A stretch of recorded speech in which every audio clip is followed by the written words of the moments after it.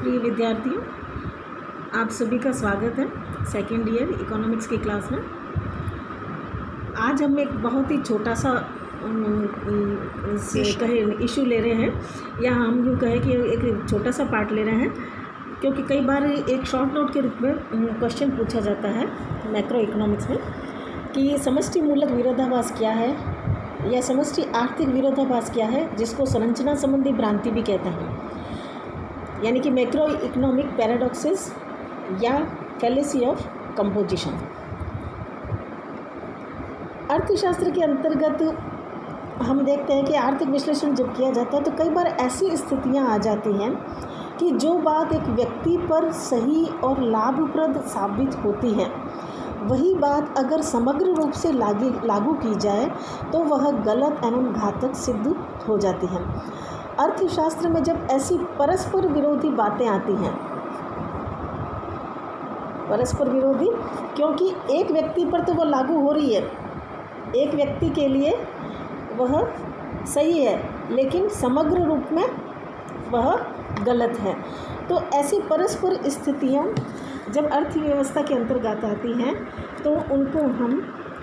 समष्टि आर्थिक विरोधाभास के रूप में जानते हैं, या जिनको हम संरचना संबंधी भ्रांति भी कह सकते हैं। प्रोफेसर सैमुएल्सन ने आर्थिक क्षेत्र में ऐसे विरोधाभासों का विवेचन किया है और बताया है कि जो बात व्यक्तिगत रूप में उचित है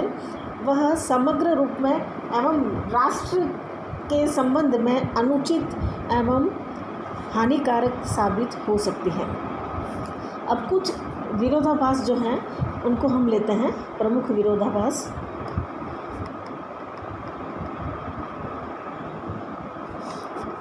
सबसे पहले हम लेते हैं व्यक्तिगत बचत से रिलेटेड, यानी कि जब एक व्यक्ति बचत करता है तो ये बहुत अच्छी बात मानी जाती है और यह उस व्यक्ति के लिए लाभप्रद भी होता है और सही भी साबित होता है। लेकिन अगर इसी बात को हम समग्र रूप में लागू करें, यानी कि अगर सभी व्यक्ति अर्थव्यवस्था में बचत करने लग जाए तो ऐसी स्थिति में क्या होगा कि बचत बहुत ज़्यादा बढ़ जाएगी। बचत बहुत ज़्यादा बढ़ जाएगी तो इसका मतलब उपभोग कम हो जाएगा, और उपभोग कम हो जाएगा तो इसका मतलब मांग में कमी हो जाएगी, और मांग में कमी हो जाएगी तो उत्पादन और आय में भी कमी हो जाएगी, जिसके कारण से पुनः मांग में कमी हो जाएगी और जो है पुनः बचत में कमी हो जाएगी। तो इस तरह से ये अर्थव्यवस्था क्या है कि एक मंदी के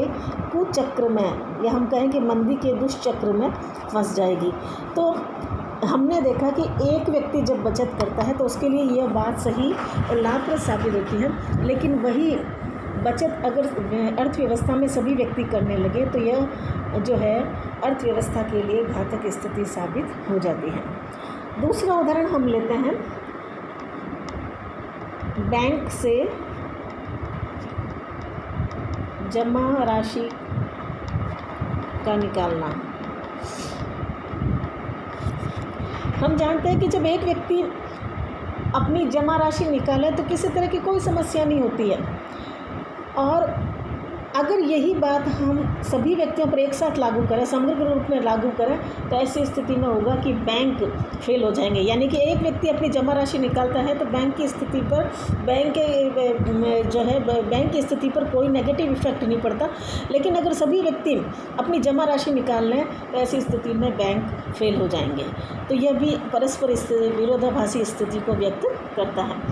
तीसरा हम लेते हैं कि अगर प्रकृति की कृपा हो जाए, अच्छी बारिश हो जाए और फसल अच्छी हो जाए, तो ऐसी स्थिति में एक किसान की आमदनी में वृद्धि हो सकती है और यह अच्छी बात हो जाती है। लेकिन अगर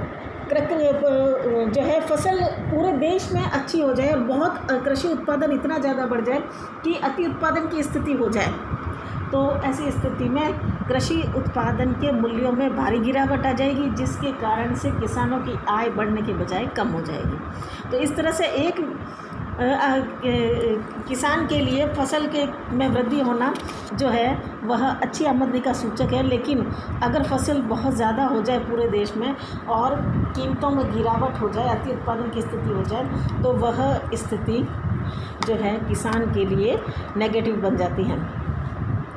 चौथा पॉइंट हम लेते हैं कि मजदूरी में कटौती,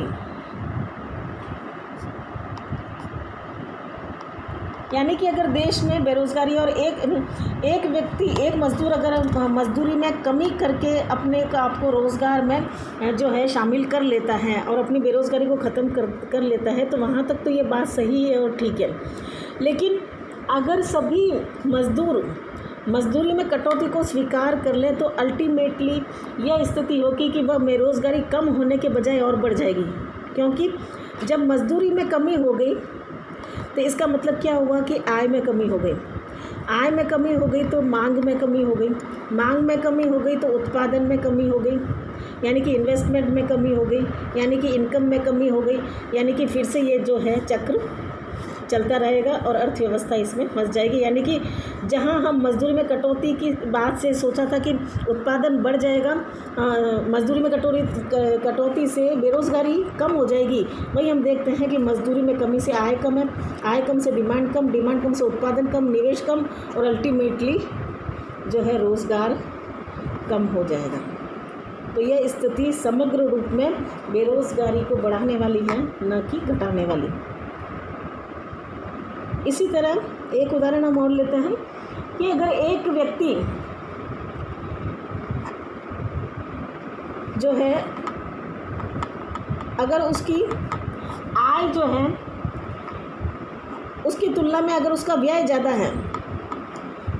तो उसके लिए ये नेगेटिव स्थिति होती है। या हम यूँ कहें कि एक व्यक्ति जो है अपनी आय से अधिक व्यय कर लेता है तो यह उसके लिए मूर्खतापूर्ण साबित होता है, क्योंकि हमें कहा जाता है कि एक व्यक्ति को अपनी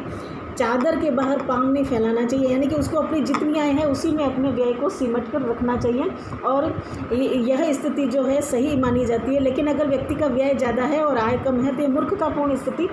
जो है मानी जाती है। लेकिन एक राष्ट्र अगर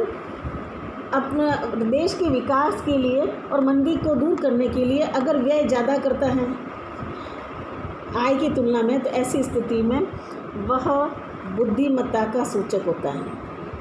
तो दोनों स्थिति हम देखते हैं कि एक व्यक्ति पर जो बात लागू हो रही है एक राष्ट्र पर लागू नहीं हो रही। इसी तरह से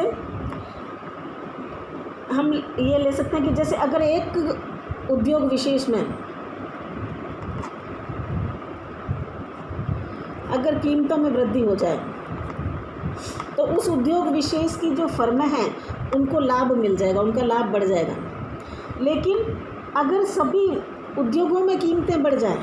तो ऐसी स्थिति में अर्थव्यवस्था में मुद्रास्फीति की स्थिति उत्पन्न हो जाएगी और उसके दुष्प्रभाव जो है वो सामने आने लगेंगे। तो जो बात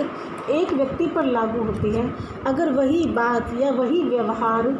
जो है अगर समग्र रूप में लागू किया जाए तो अनुचित एवं घातक सिद्ध हो सकता है।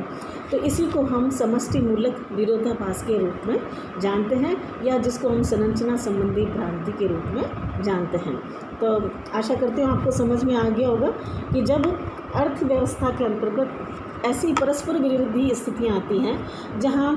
एक बात या जो आर्थिक व्यवहार एक व्यक्ति के लिए या व्यक्तिगत रूप में उचित एवं लाभप्रद है किंतु समूचे राष्ट्र के रूप में अनुचित एवं घातक है, तो उसे हम समष्टि आर्थिक विरोधाभास के रूप में जानते हैं। Thank you.